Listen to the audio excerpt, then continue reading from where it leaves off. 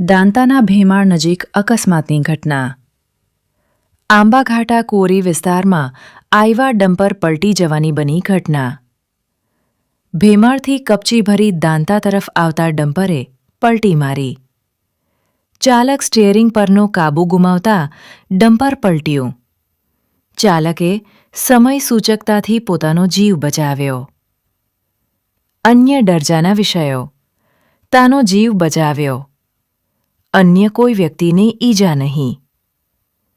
આંબાઘાટા વિસ્તારમાં આ ઘટના સતત ત્રીજી વખત બનવા પામી છે. અવારનવાર ડમ્પર પલટી જતા અકસ્માતો સર્જાય છે. પારાવાર બનતી અકસ્માતની ઘટના નિવારવા યોગ્ય પગલાં લેવાય તે જરૂરી બન્યું.